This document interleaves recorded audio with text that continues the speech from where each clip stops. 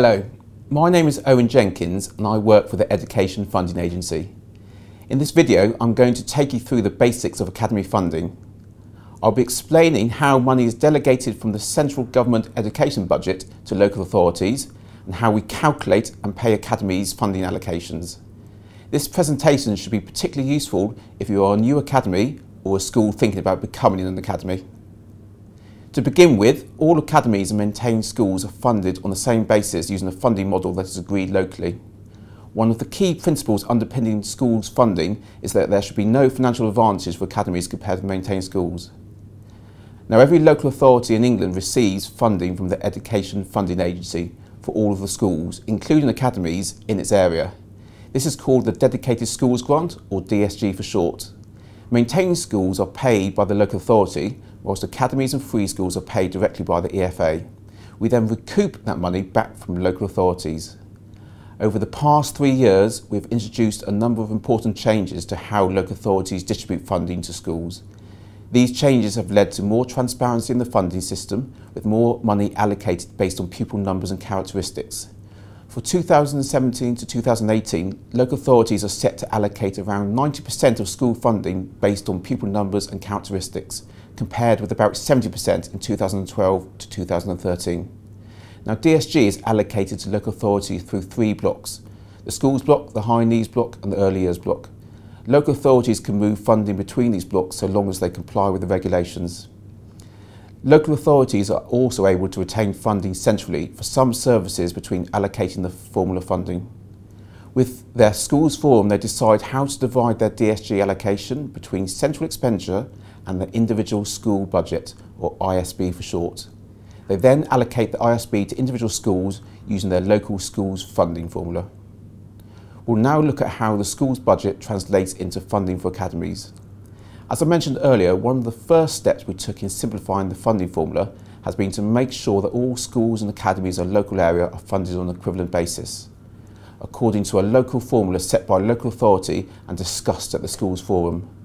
The schools forum is a key in the decision-making process that determines how local authorities allocate its DSG. They must be consulted and they have some decision-making power on the amount of centrally retained funding. Although academies receive funding directly from the EFA, this funding is taken out of the local authority's DSG. All school forums will have an academy representative, or more than one, and increasingly academy heads are acting as school forum chairs. School forums discuss a range of different funding issues and make decisions that will be reflected in your academy funding calculations. So it's really important to make sure you, or somebody from your school, is up to date and engaged with the discussions, either directly or by working closely with your elected forum representative. If there are any issues, understand what they are and where you stand on them. Now, we've mentioned the local authority funding formula a few times now, so let's take a detailed look at what that means. The formula is based on a set of national funding factors that local authorities and their school forums can use to design the local funding model. There are only 2 compulsory factors that must be included, which are basic entitlement and deprivation. As you can see from the slide, there is a strong emphasis on pupil-led factors, such as prior attainment or English as an additional language. At least 80% of funding must be allocated to pupil-led factors, but as I've mentioned already, most local authorities are now channeling more than this through their factors.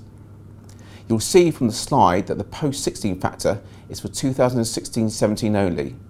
For 2017-18, local authorities will not be able to use the post-16 factor in their local funding formula. If you currently receive funding through this factor, there will be a protection against any losses through the minimum funding guarantee. In some cases, local authorities make direct payments to academies. These payments are drawn from the authority's DSG and are not included as part of an academy school budget share. They can include top-ups for high needs pupils, the early years single funding formula, excluded pupils and any allocations through the authority's growth fund or falling roles fund.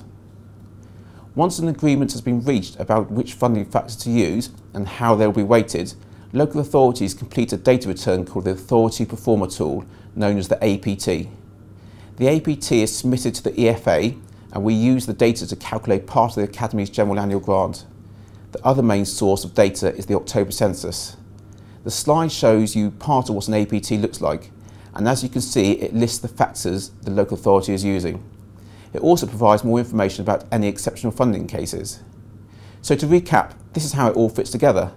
Local authorities receive the Dedicated Schools Grant, they agree the local funding formula in consultation with their schools forum, and they submit this information to the EFA through the APT. Now, funding for most academies, including new academies, is driven by information from existing sources, such as the school census and free schools meals data. This information is applied to the agreed local funding formula to produce an allocation for schools and academies. For some academies, for example new free schools and academies without a predecessor school, the pupil numbers used to calculate allocations may be estimates, and the EFA may use local authority averages for certain pupil characteristics. The conditions around estimates are set out in each academy's funding agreement. If the EFA needs estimate information about an academy, we will request a completed revenue funding data collection form, or RFDC for short. So let's take a look at the key components of the General Annual Grant, also known as the GAG. The GAG forms the majority of funding that academies receive from the EFA. We expect academies to fund the day-to-day costs of running a school from the GAG. The GAG does not include funding for things like pupil premium, universal infant free school meals, high needs top-up funding, or funding for capital projects. You can find more information on these funding streams using the links at the end of this presentation. The School Budget Share, or SBS, shown on the left of this slide, is made up of the funding factors set by the local authority and published in the APT, as I mentioned earlier. On top of your school budget share, we apply a protection to pupil-led funding. This is called the Minimum Funding Guarantee, or MFG, and it ensures that academies per pupil funding can't reduce by more than 1.5%. Because it's a year-on-year protection, it doesn't apply to brand new academies. It's important to remember that this is a per pupil protection, so it doesn't protect your budget overall. For example, it won't protect against falling pupil numbers. As announced at the 2015 spending review, we plan to save £600 million from the ESG, and we will be doing this by removing the ESG general funding rate in 2017-18. Since the introduction of the ESG in 2013-14, we have provided protections for academies to limit reductions to their funding as a result of changes to the ESG. In 2015-16 and 2016-17, this protection has been tapered, allowing reductions of between 1% and 3% of the total funding. Academies will continue to receive ESG and ESG protection until September 2017. Any academy that received ESG and ESG protection before September 2017 will continue to have this tapered out with the intention of unwinding it by 2020. Academies may receive a post-opening grant or a start-up grant if they're a full sponsored academy through the GAG. Details will be agreed in pre-opening. If you have a sixth form, this will also be funded through the GAG. In 2013, we introduced a simplified funding formula with fewer elements and transparent calculations, which allocates funds per student rather than per qualification. This was designed to underpin the introduction of study programmes and raising the participation age. Pupil numbers are split into 5 full and part-time bands, and each band is funded at the national funding rate for this band. This is multiplied by a retention factor which reduces funding in future years if the student is not retained at the school, but acknowledges that even where the student leaves early, there has been some cost to the institution. This is then uplifted by programme cost weightings, recognise that some programmes require specialist facilities and equipment and may need to be delivered to smaller groups and therefore cost more to deliver.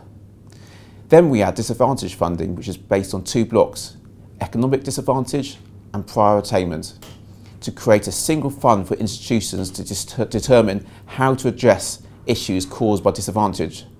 Finally, this is then multiplied by an area costs uplift if you qualify. We send you the information underpinning your post-16 funding before we send you allocation. Detail about your sixth form allocation will be included in your General Annual Grant statement and paid within your overall allocation. Moving on to high needs, the funding system for 2017-18 is largely unchanged from 2016-17. Special and alternative provision academies, along with mainstream academies with special units or resource provision, will receive high needs place funding at a rate of £10,000 per place in 2017 to 2018 academic year. Academies with high needs pupils in mainstream provision, so those pupils not in a special unit, will need to fund the costs for these pupils up to £6,000 from their existing budgets. They can agree additional top-up funding for costs above this with a commissioning local authority.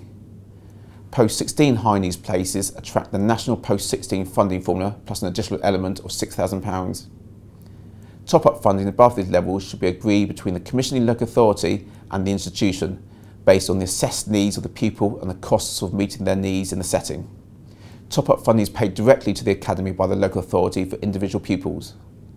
However, top-up funding for pupils in alternative provision can be paid directly by other academies and schools if they commission the places for these pupils. Finally, from the 1st of September 2016, Learning Difficulty Assessments, or LDAs, no longer have legal effect. This means that young people aged 19 to 25 will be eligible for high needs funding or other EFA funding where the young person has an EHC plan in place. More information on the arrangements for 2017-18 can be found by clicking the link on the slide. There are other funding streams paid outside of the GAG, some paid by the EFA and some paid by your local authority. You can see on the slide what these additional funding streams are and who is responsible for paying them. So how is the GAG paid? Well, one of the main differences between funding for academies and maintained schools is that academies are funded for the academic year. New academies opening partway through the academic year will receive an allocation in proportion to the number of days remaining in that academic year that they're opening in. We've produced a guide to estimating your academy allocation for schools in the process of converting to academies, which you can access using the link on the slide. An academy's GAG allocation is paid in equal instalments on the first day of each month. Other grants, such as pupil premium, are paid by the EFA, but at particular points in the year. So, if you forget everything else in this presentation, there are 5 key messages to take away. Firstly, know what is happening locally and be involved in local discussions. Secondly, know where to get more information. There is a wealth of information on gov.uk, so make sure you familiarise yourself with that. Thirdly, understand the timescales. Fourthly, ensure you have robust financial management, welcome independent scrutiny and external challenge, and remember that you are accountable. And finally, make sure you understand the national funding formula. In the Secretary of State's July statement on schools funding, she reaffirmed the government's commitment to funding reform and the national funding formula. In order to make these reforms work, the NFF will be introduced from 2018-19 rather than 2017-18. We will publish our first response to the first stage consultation along with our proposal for the second stage consultation later in the year. You can view a range of other funding videos to help you understand your funding by clicking the link on the slide. I would strongly recommend that you and your colleagues sign up to the EFA Bulletin. The Bulletin is our main way of keeping you updated, so it is worth checking that you and your team subscribed and read the information we send out. We have also launched an EFA Twitter account, so if you are using Twitter, please make sure you follow @EFAGov. Thank you for taking the time to watch this video and I hope you found it useful.